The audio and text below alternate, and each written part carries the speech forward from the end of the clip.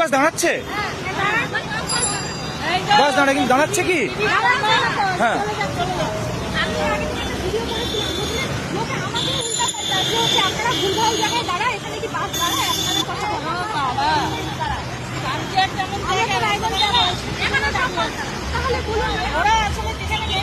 তাহলে এই ব্যাপারটার বিরোধিতা করা দরকার না? মানে যেখানে মেয়ে ছেলে দেখছে সেখানে ওরা দাঁড়াচ্ছে। আমার কথা হলো কাকিমা, আমরা সরকারি বাস চাই, সুবিধা টাকা নিক না, আমরা টাকা দিয়ে দিই। সেটাই অবশ্যই না, না, সেটা কথাটা বলতে যে ইচ্ছের কাছে যদি চাকরি করো তাহলে তোমার নিজের বাস না। দাঁড়াচ্ছিল না, দাঁড়ালো না, সব বাসগুলো বেরিয়ে যাচ্ছে, স্টেট সব বাস এখন দিয়েছে। আমাদের কেন ওরা দাঁড়াবে? ওটাই তো কথা। সেটা আমাদের জানাই সরকারি এমন তো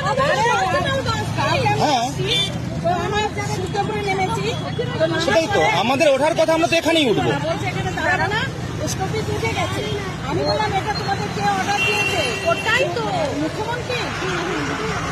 ওরা নিজের থেকেই ওরা দাঁড়াচ্ছে না, ওদের কি ইনকাম? ওরাও তো সরকারি স্টাফ। ওটাই তো একটু নিজেদের গাড়ি, ওই জন্য এটা তো কেন্দ্র সরকার।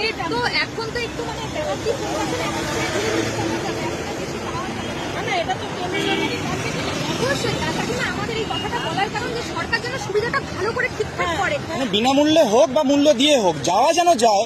গাড়িটা ধরলে আমি যেখানে গন্তব্যে যাব যেতে যদি না পারি তাহলে সেই সুবিধা থাকা না থাকা একই ব্যাপার।